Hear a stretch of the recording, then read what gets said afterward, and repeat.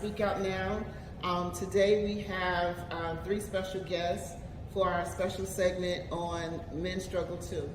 We have, we're going to have them to introduce themselves. They're with Logos Lodge, number 659.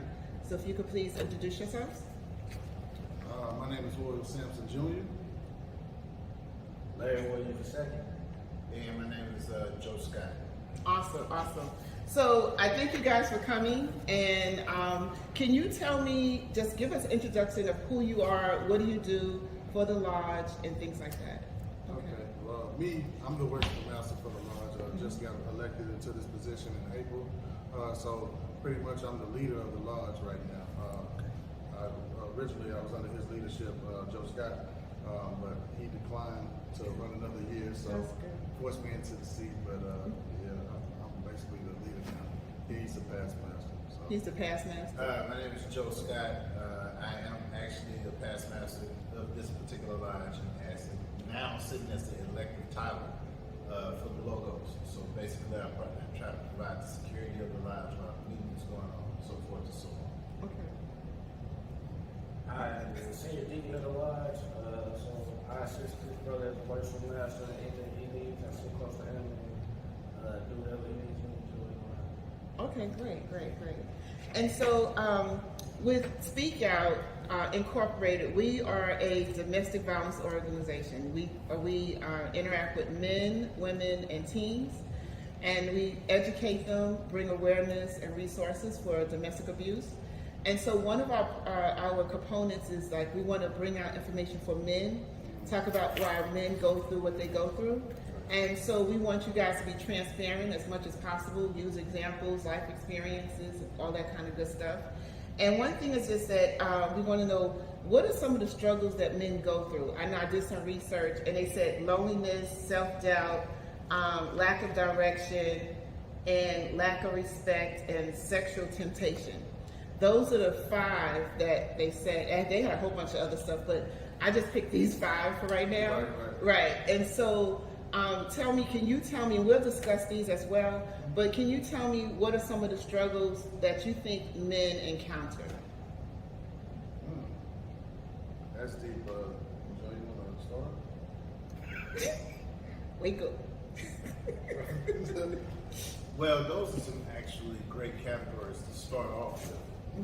When it comes to struggles of men in the African American community, it has been trendsetted since the beginning of us coming here that men, black men, have been stripped of who we are and how we are perceived within the community. And over the years, you see that generational gap in between what our great-great-great-grandfathers had within them versus to what you're having now. A large part of that goes to black men. Let's just take it back to the 80s when black men began to be incarcerated in jail and stripped out of their family homes, leaving young guys and boys to be raised by their mothers and their grandmothers. So that man factor, and that mentality began to be deteriorating. It began to deteriorate during that time. So some of the struggles that we have now is we have young men out there trying to be a man without having the actual foresight and knowledge of what a man really should be. And that is often taken advantage of now by America. When I was coming along, I was fortunate enough to grow up with my father in my house. But even then, the spearhead or the strength of the home was my mother. My mother held the house down. Right. My dad worked and he provided, but my mom was really the spearhead of the house. So I was fortunate to be able to see what a man does when it comes down to being able to take care of a family financially being able to take care of financially being present, you know, but the overall dominance of a home, I still saw my mom as like she held it down. My dad provided, my mom led. So my family was in a position of being a middle class family based on the knowledge that my mom provided and the forethought and foresight financially. When it came down to the physical aspect, my dad was there physically, and when it came down to bringing money in so my mom could make financial decisions, was also there. So he provided, but she led. So for me, oftentimes, I find myself finding somebody kind of like my mom that can actually support that aspect of my life. You know, with the financial goals, I have good financial goals. I have good drivers within me financially because of my mom. But I'm a breadwinner. You know, I know how to go out and make the money. So oftentimes when I run into women in the streets, you know, they don't have that good mix that I need as a person of what I saw and grew up, which led to counseling and so forth on my behalf. You know, trying to fix those particular things. So a lot of things become missing in jaded. Men struggle with how to communicate with the opposite sex because they never saw that actual depiction of a family and how you're supposed to communicate within a household. The youth of today are led by their mothers and not their fathers. So a lot of those things are missing within the African American community when it comes down to how to be a man and how to stand up. You know, that's my intro to it, but those are some things that I see right now in the immediate sense in this Y2K generation of what's missing within our children. Okay, I have a question. So do you think, so going back to you said your mother was, she led in the house, right? She was the leader of the house. So do you think that's I'm just speaking, is that a good model? Because the man, I was understand supposed to be the head of the house, right? So if the man is the head of the house, then the wife comes next. First is God, the husband, then the wife, then the children, right? So how does that role fit when it comes to order? Well, when it comes to order, I didn't see it growing up. I saw it when I got older. My mom deferred a lot to my dad. She was in the forefront, but she really didn't make a whole lot of moves without his blessing. Okay. So, you know, when it came down to that world, what I saw, and you have to go off of what you see. Right. You know, what I saw was her in the forefront. But at the age of 46 now, and I'm talking to my parents and so forth, she didn't make a move financially or whatever without his blessing. My daddy was very laid back though. So whatever she said, talk to your mom. You know, you would get that a lot. But if it was something of a financial nature that was huge, large purchases, large things that would happen, things that would affect, he was very much involved, but he was always behind the scenes. Right. So I never saw him. Right. And that happens because a lot of times people feel as though if the man is not in the forefront, people really don't know what's going on behind the doors, you know, behind in their bedroom, wherever they're talking, they're communicating, is that a lot of times they feel as though like she's probably overbearing, like a woman who's in charge might be overbearing, taking over, that kind of thing. But when you have that communication and that understanding in the relationship, then you can see why it's the way it is. But if the structure is not broken, why fix it, right? Right. Okay. Yeah, I think you just communicate. You gotta do what works for you too. Right. You can't be too prideful. Like if the man wants to be in the front, and he's supposed to be the leader. But if you know your wife better at the numbers than you, and you know let her handle the check with you. If she's better at numbers than you, then what you do, you better at something else. Right. If she is, you just had that conversation. That's you good. What works for each of them. Right. But you have some men, I'm not saying you guys, you have some men who have to control everything. The checkbook, what's going on in the house, the children, what she's wearing, who's her friends. You have those type of men who are like that. But I understand what you're saying. If someone is better at one thing than the other, let them carry that weight. supposed to be a team. Right, Yeah, a team. Supposed to run that together, Exactly. so- Exactly. That I really agree. makes sense. Yeah. It's about structure and knowing yourself and knowing your partner. Right. Okay. So like he was saying, if you know that your weakness is math or whatever, don't do the bills. You know, let the wife balance the check or Right. whatever. You know, that doesn't make you any less of a man. You know, but back to your question about black men or men not being respected as much, and I think it goes back to what Joe was saying and how we've been displayed in well, I think social media and the media has a big part to play on how we're looked at in the community as a threat. You know, social media, the media, every time you turn on TV, it's a black man or a Hispanic going to jail or robbing the banks or whatever, you know. And I believe other ethnic backgrounds look at that and they say, hey, they're a problem, and they fear us. So they don't pretty much display these crimes of white crimes on TV like that. If you do, it's something big like Enron, right? You know, that's the kind of crimes they show. But when it's us, it's something real bad, something at gunpoint, you know. So, and it's a lack of respect for us because I think they fear. I think it's a fear of what's been done to us we're gonna do it back to them if we have the opportunity, right? So they have to make us look like a threat. I truly believe that. So when it comes to respect, I mean, I think the media has a lot to do with that. And when you said this, I wrote this down. It says a lack of respect can crumble a man's spirit. It can. Can that? Is that you agree with that? It can. I totally agree with that. I believe that when especially from another culture, if you got different cultures looking at you as a black man that's a threat or angry or always, you know, you don't want to be around them because you feel like they're going to rob you or kill you or something, you know. Right. That can cause us to have low self-esteem because it feels like we're not accepted, you know, in society by other cultures. You know, we're looked at as a threat or you know, just we're not accepted. We're not a part of it. Right. You know, what we see, I believe other, I'll just say it, white people, right? They feel entitled to things, right? They do, right? Like everything they're taught, that everything in this world belongs to them. Versus us, we don't have the same, you know, we have to go out and get it. We have to work extra hard to get, to even get to the starting point that they have as a child, you know?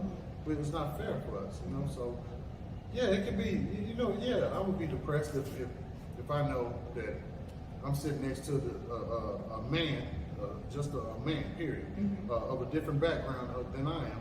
And we both are men, but we both have different starting points in life, you know? That could be depressing, you know? If I have to work extra hard to get where I think he is gonna be in life, you know, it's depressing because maybe I don't have the funds, you know, maybe my mom had to work 2 or 3 jobs extra to make sure we had food on the table, the light stayed on, or even put me through school versus them having a silver spoon in their mouth. The funds are already there. They got the head start. So it can be depressing because you know you got to pay back. So what about I understand what you're saying. So what about when it comes to relationship? When it comes to relationship with a woman? Yeah, with a woman. I guess with a woman. Yeah, I mean, no, Somebody. It could be, it could be with your family. Yeah, you know. yeah. So I'm saying with a woman, I mean, that's different. You got to be, you got to be secure in your manhood, right? To deal with a woman, I think nowadays, because women are emotional beings, right? Very emotional, and you have to be secure in your manhood because you have some women that's dominant, right? Real dominant, and the black woman, they don't take stuff just lightly, right? They can be a handful, but they also are real delicate, right? At the same time, right? So you got to watch how you talk to them, pretty much treat them like children. Oh, now hold on for a second. Now you said that, but see this thing about you said black women, you have to watch how you handle them. But what about a white woman, an Asian woman, or a Hispanic woman? I never dated a white woman or Hispanic. I think all women are pretty much the same, but I know listen, in the different cultures I've noticed that white women, majority of them, are very docile, you know. Not so much in our culture, right? Our women, we have some that's kind of, you know, hey, they kind of show compassion and they kind of, you know, they know their roles, you know, as far as, hey, look, I'm going to be passionate about this, I'm going to be understanding, I'm not going to try to dominate the male in the house. But then you have the other ones that rolling their neck, rolling their eyes, you know, ready to put their hands on the brother just because he left the toilet seat up. You know what I mean? That's true. That's true. And to tap into what he's talking about, it goes back to what I was saying earlier about the man being missing inside of the home. So in the African American community, you know, during the 60s to 70s, men cling to their man, you know, because of a specific need, like he was talking about the poverty gap and so forth, so they worked as a unit. But as the man was being ripped out of the homes and being incarcerated and so forth, those examples of what a man should be inside of the family became innate and missing. So now we have the black woman who's in America today having to figure it out, and they're having to become the leaders, and they're having to lead their families, and now they're taking on the man's role. So as you become generational down the line, you begin to see more and more black women make the statement, I don't need a man, I don't need this, I don't need that, because of the empowerment that was actually pushed into, they were forced to step into these different stages of life and positions. But just because a person was forced into it doesn't mean that they do not need a man. It's just that. That's not what I'm saying. Okay. I think they do, but I think You said what? I think that obviously they do need a man, right? But there's a large movement right now. It's a movement. I don't need a man. Okay. I don't need, you know, independent women. They are independent. There's a large movement. I don't need a man. Right. For what? I can do it by myself. Right. And I also think it goes even further than we're talking about incarceration, but we're not talking about the systematic things that were done in place to take a black man out of the home. When you look back at welfare, when it first came around, and how you only got welfare if you didn't have an adult male in your home. That's true. So you had black families being split up because the man would leave just so that the family could get that welfare, get that check from the government. And so then you had this movement. They started doing it by themselves, and then it comes to, I don't need what I need a man for. I can do it by myself. So when it comes down to that respect factor and the self-doubt and everything that makes a man, we used to be kings, and now we've been placed into a position of inferiority systematically. We've been placed in places of inferiority just within in the household itself. So it takes a man to really have self-confidence and understand who he is. As Word said earlier, you need to know who you are. Because women these days who have been institutionalized as far as how the system is moved within their thinking now feels that, you know, what I need you for. So when they come into a relationship with what I need you for, now he's trying to sit down and step up and say, this is what I bring to the table. Whereas on the flip side, me personally, I've gotten to a point now in my life, instead of saying, look, this is what I bring to the table, now I'm like, what you bring to the table? I agree with that. I do. I agree with that 100% because women come into relationships with nothing. Which the man, no, there are some women that come to the, I said some, I changed it, some. Thank you for taking up for the women. And so, it's the truth though. You have some women who come into relationships with nothing and they expect for the man to take care of them. They expect for the man to do everything. And they want to be pretty princesses, right? Right. Then on the other side, you have some men who come into the relationship with nothing and they want to be treated as a king. So that's not a man. But you have to be together. You know, it's like, what are you bringing to the table to make this relationship work, right? Let me take it back to back in the 60s and 70s, where a little more closer to now. We were probably all alive then, except for a couple of us, right? But you know, good times, right? Yeah, good James time. Evans, Florida. Yeah. Michael J.J. Thelma, right? Structured home. The man worked, Florida took care of home, right? That was a structure. I mean, no matter what, they made it work. Food was on the table. No matter how the rent got paid, father was there, right? Right. Not so much in these days and times, right? Because you got a lot of women now that are capable of working some of the same jobs that us men do, right? And they become independent. So now it's a question of why do I need you? You know, because back in the day, a man, if he was working, he was bringing home the bread and butter, right? And the bacon, right? Now, the women bringing home the bacon too. That's right? good. So, yeah, and I'm not saying it's not. Right. I'm not saying it's not. If you find a man and a woman that feel like they're compatible, and they both making the same amount, or, you know, some men feel threatened by a woman that makes more money than them, you know? So that could be something that plays on their emotion, you know? But like I said, women are more independent now, so they don't need a man for all the things that they used to need them for, as far as putting a roof over their head, buying them clothes, you know, making them look pretty, sitting them to get their hair and nails done. Women are doing these things for themselves and often finding other women to do it with them, you know, because they don't need a man anymore. So I think somewhere down the line, like Brother Scott was saying, you know, things got lost, that structure got lost where our grandparents and great-grandparents was teaching us those traditional things. Like, you don't find women cooking no more. They're going out to eat. You know, they're losing these traditions, you know. See, you laughing, you know what I mean? Yeah. Women don't do what they used to do. Yeah. My grandmother, she would work, come home, cook for the family, have her clothes on for the next day of school and everything for her kids, right? But it's rare. There are some women that are still doing those things, but it's Some. rare. It's rare. It's Some. very rare. You know where you can find women like that? Where? In the South? country. Oh, I said the South. In the country. But city girls? No, that's not Yeah, true. but- No. My sister is a city. Well, yeah.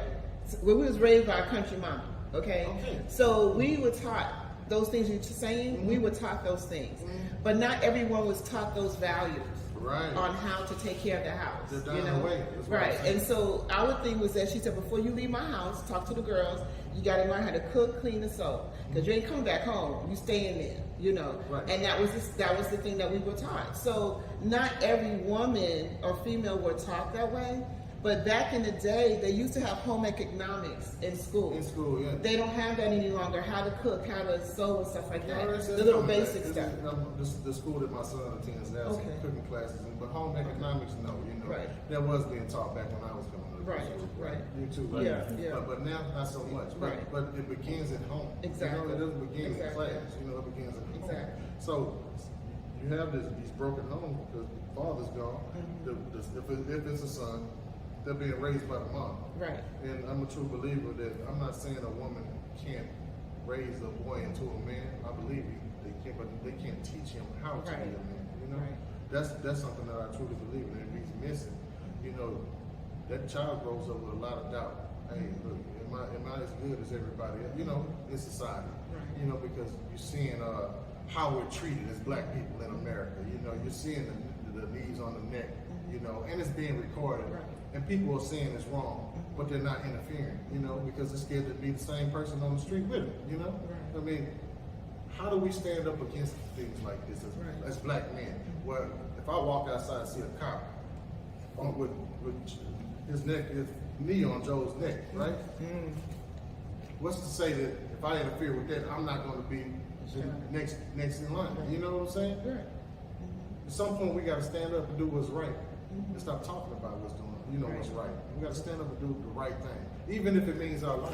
Right. Because if we don't, we're gonna repeat that same cycle from back in the Jim Crow laws, those days. You know what I mean? It's gonna be right back to that again. And I want to ask a question from what you just finished saying. From those traits and behaviors, do you think for a man that leads into abuse? For them to take those qualities, it leads them to become abusive. Abusive? Men? Yeah. I do believe that that's something that, this is my personal opinion, it's not the gospel, but I do believe that's something that they have to see in their home. Okay. That's a taught behavior. Okay. You know, if their father was abusive, maybe they become abusive if they see that's how things supposed to go. I don't think that you know, you just become abusive because you're going through something. You know, maybe verbally you become verbally abusive, but physically, no, I don't think that. Okay. And going off of what you were saying, and to answer that question, I do believe that cycle and so forth does play a part within a man to stay in a situation. Whereas, okay, she's doing her thing, I'm doing my thing, but she begins to take advantage of the situation where they're at. So the man may not go through as much physical abuse as he was talking about a man to a woman, but the mental abuse is 100% there. And men are a little bit more tolerable or acceptance to verbiage going back and forth, but over a period of time it begins to deteriorate and eat at their soul. And it becomes, now that this is what it is what, man, whatever. You know, but you might say, man, whatever, and go about your business, but mentally that still eats at that person over and over and over again, to whereas now he is, for him it's acceptable. You know, and then he goes from relationship to relationship to relationship, and as that trickles down until he stops himself and say, hey, you know, I need help, then it's going to be a continuous behavior. In fact, as with anything, you know, so I do believe because of the situation and how the paradigm of life is set women up and set men up, it is still, now it's not even an even playing field anymore. You know, women have an edge at this point. And women would get the job done before a man would when it comes to certain types of positions. So we're not only fighting, the black man is not only fighting the world, but he's also fighting when he comes home, the people within their home now. And now that sanctuary is not a happy sanctuary anymore, because the competition on who is what inside the home is strongly set there. And if you're the type of guy that really don't like to argue, like to fight, like to fuss all the time, it's like, man, go ahead on, just leave me alone, whatever. That guy, he's the one that's going to actually just sit down and mold and hope, and he becomes Lord and Lord and Lord and Lord. And not only does that happen, not does that lower his morale, but his self-esteem washes away. So now he has to go and find himself. Now he has to understand where he is. You know, I've been in situations to where as it was a back and forth, back and forth, back and forth, back and forth, back and forth. But even in going back and forth, it gnaws and gnaws and gnaws at who you are. And it's mentally draining. It is very mentally draining. And when it becomes to that point, you have to make a decision to say, okay, enough is enough, and break that off and move on. Okay, but when we say enough is enough, why do we sometimes tip back over into that area?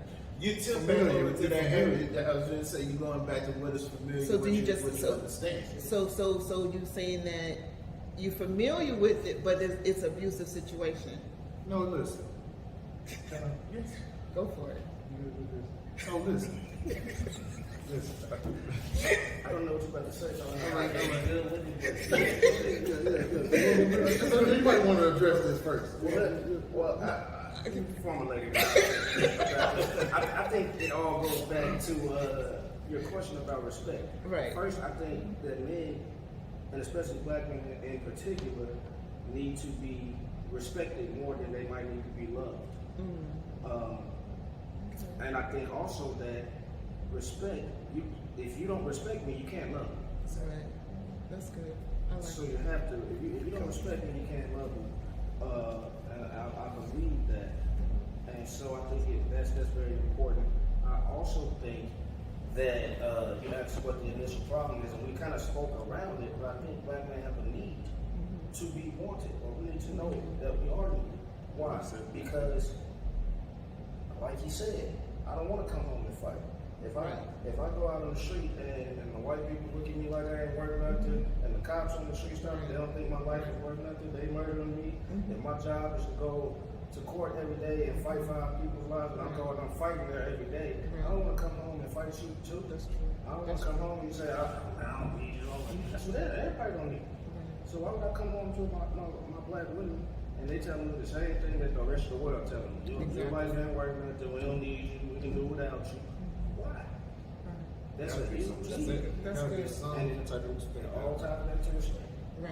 And you said a mouthful when you said that, because the number one thing that feeds the confidence of a man is having that respect within that relationship. Once you lose the respect of the people within the relationship, you've lost the whole relationship. Right. Because you can't build anything within that genre of thinking. So why do you, the question was, why do people tend to go back? I think we answered that with an affirmative, because this is what we know and this is who we're used to. You know, and I'd rather deal with this one than go and cultivate something else over here and have to choke this one out over here as well. So, you know, you stay with what is kind of familiar. Yeah.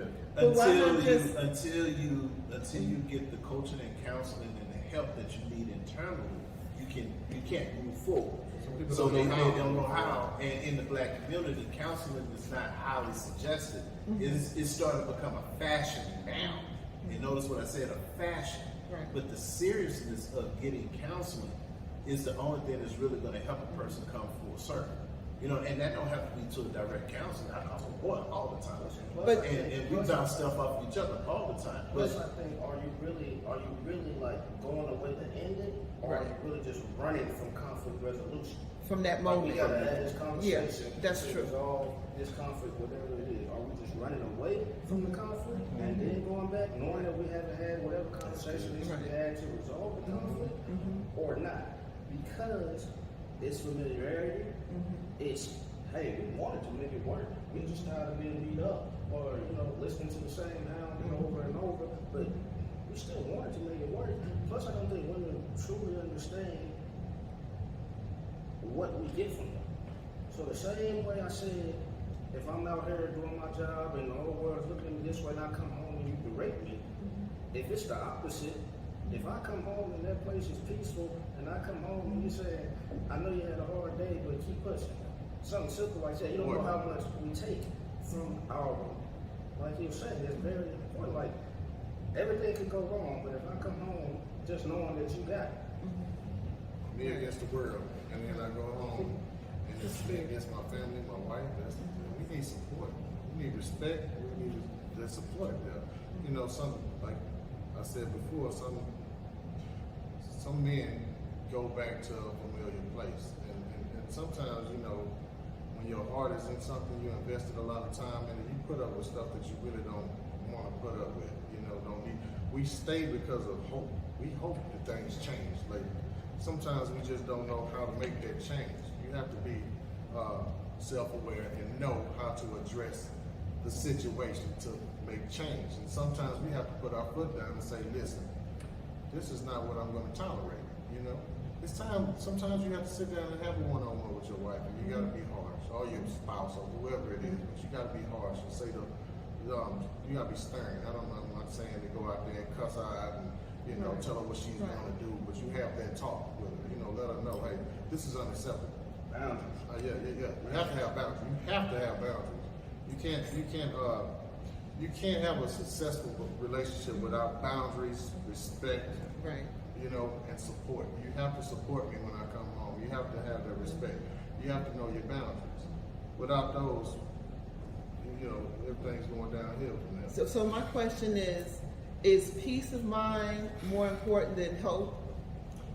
Of course. Yeah. Of course. Because what you're doing is you're hoping that this woman would change. You're hoping that every time I come to you and I say, okay, stop, and you'll keep doing it. So I'm hoping. So you're hoping, but hope never comes. But I need my peace. You're not putting any effort for it to make that change. Who's not putting? No. I'm saying, like, if the man isn't putting any effort for it to make that change, he's just going off hope. If he's not having a communication with his woman and saying, hey, these are the things. Okay, listen, no, he is having a communication with the woman. He is saying to her, okay, these are the changes I need. This is what I need you to stop doing. This is what I need from you. But you're hoping that she will change. You're hoping that things will smooth out.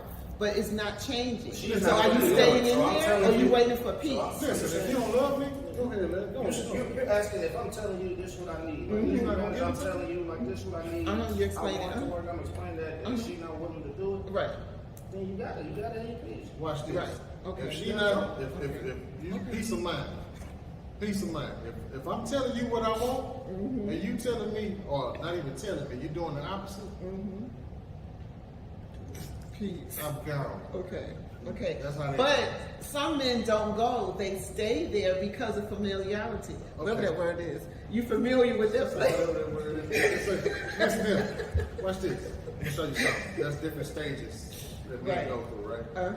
And sometimes in the beginning we're like children. We're learning the relationship. We'll tolerate some things. Sometimes we don't. But a man or a woman, both, they Right. have to grow at some point throughout their relationship. You know, you're not going to be the same person throughout their relationship, right? So I'm pretty sure the man and woman that your father and your mother were when they met, at the end of the now they're totally different from that point, right? You have to grow. If you're not willing to grow with me or for me, you got to go. Okay. And you know that That's good. I'm 46, 47 tomorrow. 47 years of living, watching my parents be married for 50 years. And we just celebrated that 50th Christmas. This Christmas, God said the same, it'll be 51. I've watched the evolution of change within my own family household. And what I pulled from that was, okay, my mom could have been there, but she held on. She held on because of the kids. Once the kids got grown, it was like, Mother, what you standing for? She held on for herself. And as I watched the evolution of that river continue to flow down to the ocean of 50 years, I saw positions in the family household between mother and father change back and forth. And now they're balanced at this point. So did she just stay off of hope? No. What she stayed off of was working at something that she committed to, and now she's reaping all of the 50 years of benefits, looking at the path that she came down to where she is right now. And this is what we have today, a family structure that is still together. They have gone through ups and downs and over mountains and down in valleys, but they're still together as one, because the two of them work together to fight for what it was. But when you're sitting down as a man and you put things on the table, and you don't feel like you're being heard, you know, that cycle that he's talking about is also a cycle within the man. He's going to try, he's going to try, he's going to try, he's going to put it out, he's going to try. Because if there's something of value, an innate value to him that's still within that person, he's going to still cleave and lead back to what he fell in love with or what he saw within that person from day one. Now, as you continue to move and you continue to feel that you're not being heard, and you continue to move and you continue to see that there are no changes happening within the relationship, now he's at a point to where as he has to make a decision for that peace that you're speaking of throughout this conversation. Peace of mind is everything. Right. Peace of mind is all of it. But you can't have a peace of mind in a situation if you never try. Right. So if you just walk away from it, yes, there's hope. But if you don't put the work behind the hope to try, then when I walk away, it's going to always come back. So let's say, for example, this is still you hoping, right? And she's like, you know what? You just sorry. And you coming home, you know, I can't stand you. You know, you just like this other person. I'm not gonna say that word. You know, and you know, I'm just getting sick of you. And you know, it's like an ongoing, these negative words constantly going in your head, and she's constantly saying, "But no, I got hope now. I'm hoping you're gonna change. No, I'm hoping." I had hope. But when you start talking like that, listen, I'm gonna tell you something. A real man is not gonna bargain with his man. Okay. You understand Okay. me? So you're not gonna sit there and tell me all of the stuff that's coming out your mouth and think it's okay. We're not doing that. But you know? love her. I don't care how much I love you. Okay. It's a matter of respect. At that Okay. point. I don't That's bargain. right. Once I start bargaining with my man Yes. that you talk like that, I'm no good to God. Right. God ordained me as the leader of the house. Thank you. You understand? So once I start tolerating stuff like that, Right. I'm no more good to him. Gotta go. Right. So you gonna give me peace of mind, or I'm gonna get peace somewhere else. You You understand? Okay. That's not gonna fly. You have to have some kind of agreement where we're not gonna talk to each other like that. We're gonna have some kind of mutual respect. Right. That's the first thing, you know? So Because Go see, a lot of men don't think that women can become abusive. Abuse is not just physical; it's psychological, it's mental, it's spiritual, it's financial, it's a whole thing. Like men are abusive to women. Women are the same way to men. And then looking at the stats, it says that 12% of men had experienced some kind of domestic abuse in the last 12 months. Okay? Yeah. You- Okay. Okay. No. Oh. Hey, that's shocking to me. Yeah, it is shocking. I And guess it so, depends on the type of relationship they have. and because there are some angry women out there. There are some women who are indecisive. They don't know what they're doing. They wear a mask of everything is okay. But when you get that pretty girl, shapely, hair flowing, everything that you want, that picture, and then when she get comfortable with her, then the real picture comes down.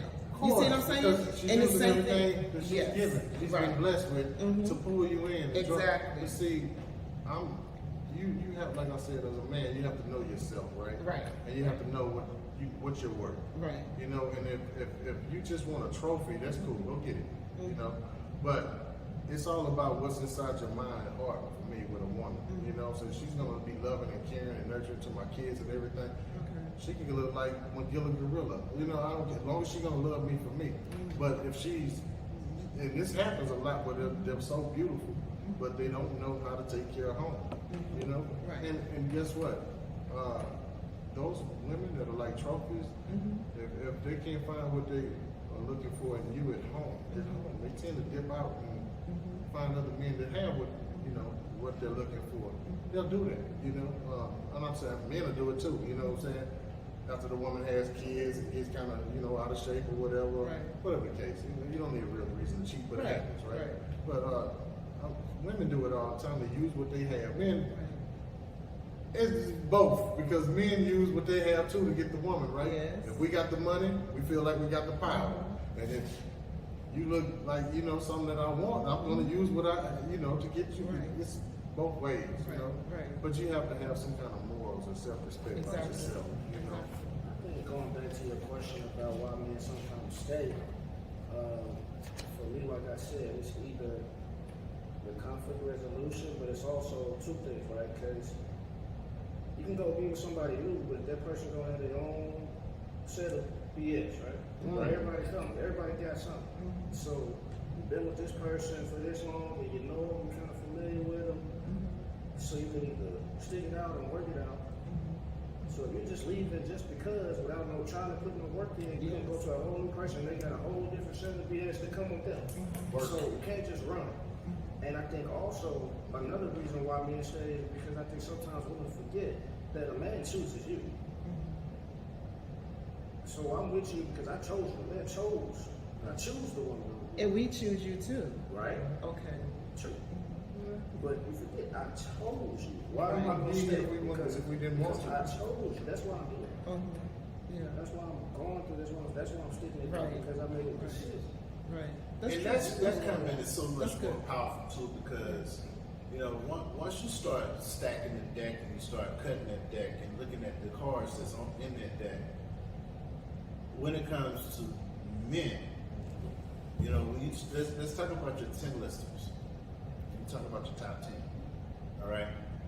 At 35, 40, 45, most of them are married at this point, all right? But then they might have gotten a divorce or whatever. But you have more divorced women out there than you do have single men. So at this particular point, going back to what you're saying is, I actually chose you because there's a plethora of brokenness out there that I can choose from, but I chose you. And our picks are more plentiful than there are for women, to me. And because I chose you, and I know I stuck my arrow with you, and I have my sights on you, and I selected you. I'm trying to make everything with you as whole as I possibly can. But in choosing, that same choosing is also a detrimental dagger to the man, because he chose. And generally when a man chooses, that's where he is. That's where he stays. That's where he plays. And when it don't work, yeah, they might break up and go on for a few minutes, but you find them actually curtailing right back to this person because I chose you. Until it's actually over. Until it's actually So those are the stages. Those are the stages. Okay, Yeah, phases. you go through that, like I said, you know, you leave, come back, leave, come back. You play that game until you actually, both of y'all had enough, or one of y'all had enough. And then it's like, okay. Think about most men. You're single, or you go to school, or you got your business or whatever. You're a young professional. You do what you do. You know, dating women, you're doing this, and then you make a decision. You find somebody. Oh man, she's great. You have this, whatever romance or whatever. Then you make that decision. Oh man, let me get down on my knee. I'm gonna propose. I'm gonna marry you. I'm gonna do this. Once you do that, leaving that. Orders in the now. Orders in the now. Like making that decision, there's a whole lot That's good. for a man. He's So the fact that I chose you don't have to do a whole lot for me to leave. Right. Because that's just the nature of men. We want to, that's what I went at. That's what I pursued. That's what I chose. For me to leave, you have to do a whole lot. That's good. You guys are really interesting. I like this conversation. Yeah, me This too. is good. And so, what would you say to a brother that is going through something that's in a relationship that's really, really hard, and he wants to get out, and he's still in that hope zone, and he needs to get some peace? Wants to get out? Yeah, he needs to get out. He doesn't have peace of mind? No, he ain't got no peace. What would I say? What advice would you give him? I mean, he's been called. I mean, because when you're in a really toxic relationship, it causes like low self-esteem. Yeah, you become depressed. So you need to get some counseling, right? Right, Which right. causes mental illness. Yeah. And anxiety and depression is part of mental illness. So my thing is that, what would you tell someone, a man, you know? I'm tell a grown man, be a grown man, you know, and hey, listen, if you're not getting peace of mind at home, because that's where it starts with the foundation of everything, your mental health, everything. If you can't go home and get that, you got to build a home somewhere else. You know, you got to go, you got to leave. You can't stay in anything that's toxic and make it worse than what it already is. You know, it's like a snowball effect. It started like real small, right? And then you're getting the same results every time you try or you don't try, you know, but it's get bigger and bigger and bigger. It's a bad situation to be in. I'm not going to continue to tell somebody to stay in that. You know, that's toxic. Right. So I would advise that brother, listen, man, if you love her and you love her like you think you do, you have to be a man to make these, you enforce these changes in your relationship, or you simply have to leave. It's dangerous. It's a dangerous situation to be in, because once you snap, you know, once somebody snaps in that relationship, it could be the man or the woman. It's gonna go bad, you know, real bad. And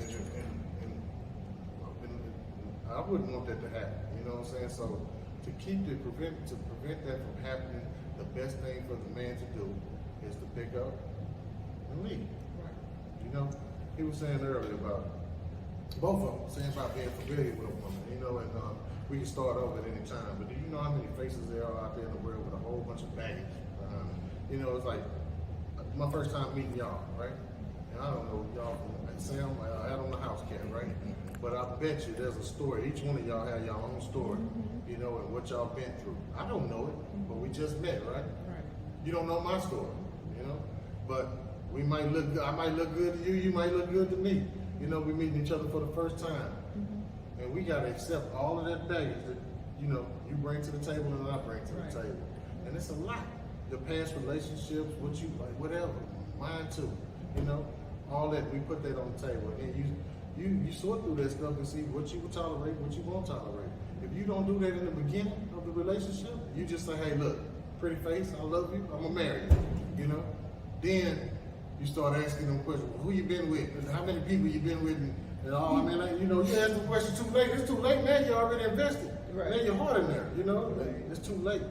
You know, you don't wanna do that. So, because you're never gonna find peace of mind after the fact. You know, after you look at you can't buy the book and then just look at all the illustration in it first and then say, you know, I'm gonna read this book 3 days later or 3 years later. You know, you read it right then and there. So I advise a brother or a sister, they're in a toxic relationship, get out for your mental health. Exactly. Okay, I'll tell them 3 or 4 things. One, I would say to the young brother, remember who you were before you got in this relationship. Because you told her, but like you said, she told you too. So she obviously saw something that she liked. So you had stuff going on before you got in this relationship. So remember who you were. If your relationship has become that toxic to be where you're not who you were, you don't remember who you were, how you was moving, the things that made her choose you, get back to who you are. Without her. I would say that. I would say, if you want to try to make it work, like I said, you talk to her, you tell her what your boundaries, you say, hey, if we're not going to put in the work, then I got to go. These are the issues we had.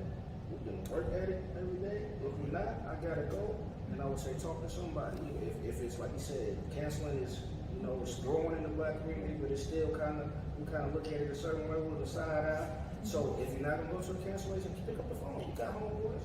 Y'all talk about sports all the time. Y'all talk about anything else, but you grown man. You all dealing with the same stuff. So you ain't really my homeboy. You ain't my partner if I can't call you and tell you, hey man, I got this going on, my old lady, we're going through that. You ever had that situation before? Like, how did you move with it? You ain't my partner. If I can't pick up the phone, like call you and have that real conversation. That's good. So I would say that. That's a good thing. One thing I forgot I think to he say, wanted to say and it's just a little No, thing. go ahead. In a relationship, I truly believe that if God is not in the presence of that relationship, it is not going to work. So try God. Also, if you don't try God, it's not going to work. Yeah, I don't even know how we didn't mention this before, but I'm saying, listen, nothing is going to work without Him. So if He's not in the mix of that relationship anywhere, you can forget about it. He wasted your time anyway. You know, one of the beauties that I love about Prince Hall Masonry is we're in the business of making good men better. And through that, with the camaraderie and the fellowship amongst brothers, the sharing of like ideas, the sharing of our working tools and the inequity of the things that we do as a unit, that further helps that brother get out of whatever situation he is. We provide a sounding board to each other. You know, so if you can't go to counseling, you know, find somebody that's close to you. These boys right here, these are my sounding boards. And for real life. This one and I have sat on the phone 2, 3, 4, never went to bed. Just sharing and talking back and forth. This one too. You know, so we all go through things. And if you're in that toxic relationship, seek help. Seek help. Because when you sit down and you allow it to manifest and fester inside of you, the only person you're hurting is you. You're not even hurting the person that you're in a relationship with. They're throwing the daggers, you're accepting and receiving all their daggers, and you daggering yourself up at the same time. That's an ultimate death. And when it comes down to mental health, that can be very detrimental to everything about you and who you are. And now you're lost. Now you're trying to find yourself. Now you're going back and talking to your homeboy that's sitting down and saying, bro, who were you before you even met this person? And you start to go through those steps and processes. The things that they brought to the table are necessary for your mental health and your recovery of being in a situation. So going through the process of following the counseling, following the conversations with friends, following that helps rebuild and re-strengthens who you are. Having sidebar conversations with a friend and they're sitting there asking you, why in the heck are you even still staying in a toxic relationship that you're staying? You know what it is. Why do you keep going back to that? To have that keep resonating over and over and over and you don't do anything about it, then doing the same thing over and over and over again, expecting a different result is the definition of insanity. And you're going to be mentally insane if you stay within that track. Man, I can't believe we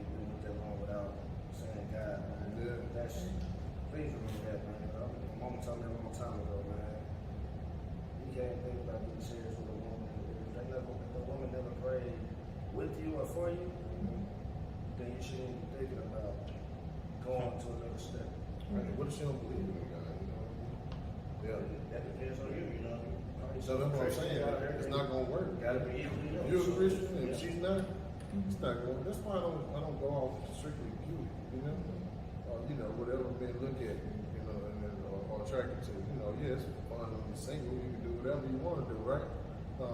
But there's rules and regulations. The Bible says don't do this, what is going to happen, So, I think those rules are put in place for a reason. But of course, today in the world we live in today, the Bible is excluded. They're doing everything they want to do now. It's a whole different world now. Well, as the Bible said, hey, don't do this. Those things are acceptable in society. Now the Bible hadn't changed. I never seen the Bible. I didn't see a new edition come out. 2022, a new edition of the Bible that says all of these things are accepted. Right? No, but we as people change and we accept things that wasn't acceptable back then. So Values. yes, Values, values, morals, those things play a very, very big role inside of the relationship. And before you become unevenly yoked within that situation, those are some of the first things that you should, just as an individual, not black, not white, not yellow, not green, just relationships, period, are some things that you should really, really dive into up front. I got into a relationship once, and there were some things that was happening within the relationship that always curved my nerve. But it wasn't until 2.5 years later when I was talking to this person, I explained there was a specific question that was asked, and I answered the question. But that answer led into other discussions as to why I feel a certain way. But it shouldn't have had to have taken 2.5 years for you to know why I feel this way. So that's when he was talking about opening up the book, and instead of just reading the preface and the ending, you need to look at what's happening in the middle. That was very important to me, because now I'm gonna open the book. Ask me a question, I'm gonna answer. You might like it, you might not like it. This is me, because going through my counseling sessions and so forth, I can control my emotions. I can only control what I accept. I can only control what I allow in. I can only control those things that affect me, for me, by me, but I can't control you. I can't control what you say. I can't control how you move. And I don't have to accept it, because I go this way now. If you're telling me something, I'm going to remove myself from the situation. In the conversation, say boundaries. You have to set those boundaries. So, but that was something that I had to learn, because what I saw before as a child and what was demonstrated inside the house don't mean that it was always right. So that also allows a mental capacity for a kid to grow up, and he sees what's happening in their family home, and he grows up with that throughout his life, thinking that I'm doing it right. No, this is right. My intentions are good. I'm not trying to be belittling or anything like that. My intentions are pure. I don't know how to communicate that. So that starts at a very early age, which is why they accept certain things, which is why they keep going back, which is why, and not knowing the whole time during that process, that individual is destroying everything about them. So that's where the counseling comes in. That's where you keep yourself circumscribed. That's where you keep everything holistically together, and you bounce those ideas off of the people around you that love you and who knows you. That's good.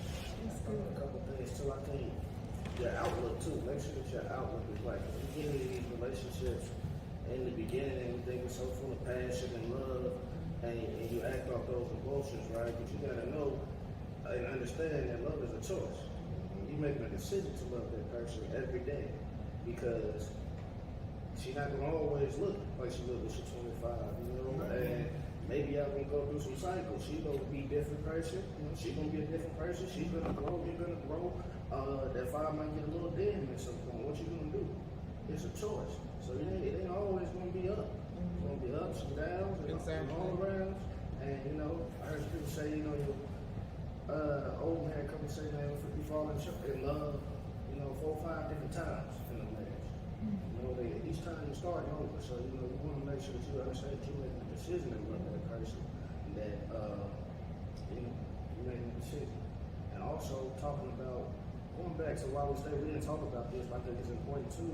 As black fathers, or some black men stay just like women. We talked about women staying for the children, but sometimes their dad wants to be. Maybe my dad wasn't. Maybe his dad went in his life, so he's doing everything he can to keep that from happening to his kids because he want to be there. So, and he don't want to be considered a part-time dad, a weekend dad or something like that, because that's really important to him. And that's true, because there are some men who will stay in abusive relationships just for the children. Just like the woman, she will not leave. I know I've talked to several women who were in abusive relationships 15 years. They stayed because of the child, because their finances. He was the breadwinner, and so the men stay not because she's the breadwinner, he's the breadwinner, but he doesn't want to lose that relationship with their children. So that's why he hangs in there as well. Especially, once you do leave and you go through the court system and, it's heavily biased towards the woman. 10 times out of 10, they will give her the child. You're going to get the standard visitation, but she's still going to control it. If you want to fight it, you got to call out the police to have them come to there. If she's not willing, to give you access when you're supposed to have access, you just got to go through all those hoops. So, man, I'm going to stay. I'm going to try to remember, instead of going through all that, I'm going to just endure it. But you gotta really love them to do that. Love the guy or the woman. Love the woman to stay. Love the woman and your children to stay in that situation and say, what versus me letting the system get involved in my family, my name popping up in the system, I'm gonna stick around, and raise my children. Even though, I wouldn't say you really have to love them, but you really have to love your kids, not the woman, because you can fall out of love with her and still be there with her and tolerate her mess and come to some kind of agreement. Hey, listen, I'm here for the kids, even if you don't tell her that. You can stay there for them. It's a lot different than 6 in the morning and hearing that little pitter-patter of feet running in the room every morning when you're there. Versus every couple of weeks I see you now. Exactly. And I think we get a bad rap as black men a lot of times. There are good black fathers out here too. Everybody say, black men they don't care what we get a bad rap for that. Right. I think there are good black fathers out there. There's a lot of good fathers out there. So, that's a reason too. Okay. So this is going to be our conclusion of our presentation, of a discussion. But I want to know, do you guys have anything coming up at your lodge? Any activities, any programs coming up at your lodge that you want to mention? Well, we're getting ready to have our annual backpack drive, school drive for kids. Last year we adopted 2 schools that we actually donated to. This year I think we're going to go back to one of the schools, Continental School. But we're accepting donations for school supplies and so forth to be able to donate out. Last year we did, how many backpacks? It was 72 backpacks? And they were all filled with supplies, and then we donated supplies. And at another school, we had a brother donate 50 uniforms to the kids at that school. Worthing, I think it was. Yeah, it was Worthing. Yeah, so we have a lot of things that's going on right now. We're trying to put back into the community, to our youth group. That's the kids that you guys saw before we came up. We made a donation to them today as well. 300, something like that. To them today, just because they showed up at the doorstep, and we always donate every year.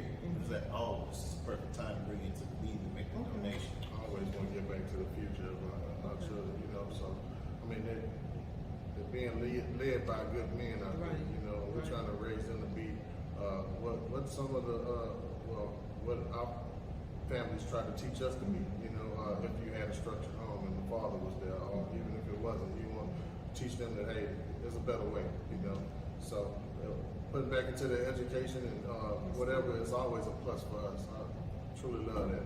We also have coming up in Thanksgiving in November, we're doing an Adopt a Family event. I think we did 10 families last year, so if you know a family that might be in need of some stuff to make Thanksgiving meals, We're doing a whole box go of to the grocery store, get a box of items that they can cook on Thanksgiving and make themselves a meal, we'll get it to them. So if you got it, And when do you need the items? we'll give We you about, you just give us a name. Oh, just give me a name. a contact address. Okay. Yeah, we hook them up. Okay. We give them dressing, ham, turkey, spam, tuna, whatever, Spam. everything. I mean, we just hook them up with a whole lot Okay. of macaroni and cheese.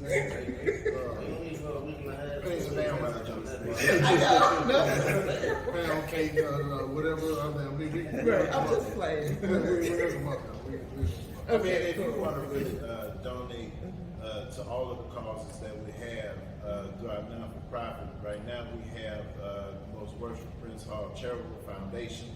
You can always go online and make a donation there. You can receive a receipt for your donations for a tax write-off.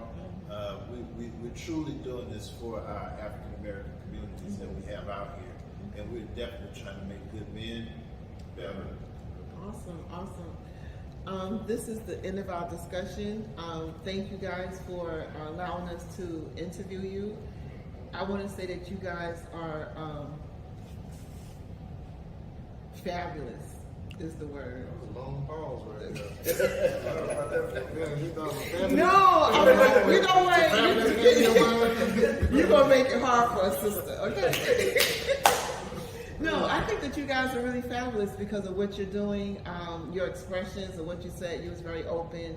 You shared a lot. I think that we would have went on some more. You would have shared some more, but I think at this time you did an excellent job, of sharing your information, and we will get this out to everyone. Thank you.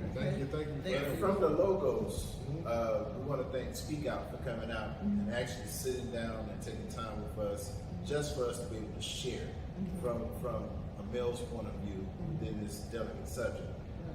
We're going to be partnering with SpeakOut in October during her domestic violence walk. Yes. I've already talked to some of the sisters in a couple of the chapters. Okay. They have committed to doing it. Oh, okay. So let's make this thing great, Okay. and let's continue to push this domestic violence message to everyone out there and how it totally affects them. Definitely got to thank Pastor Scott for calling me and putting this thing together with you. I mean, I didn't expect it to be like this, and this is something that we needed. So, man, I really appreciate you, man, staying involved with this lodge and making things like this happen, man. I appreciate you. We appreciate you. Thank y'all, SpeakOut, for coming out. Y'all had me cracking up before. I hope y'all kept some of the footage. Yeah, we're gonna give you all the footage. Yeah, we're gonna give you everything. But Yeah. thank y'all for coming, man. For real. Okay, thank you so much. All Okay, right. thank you.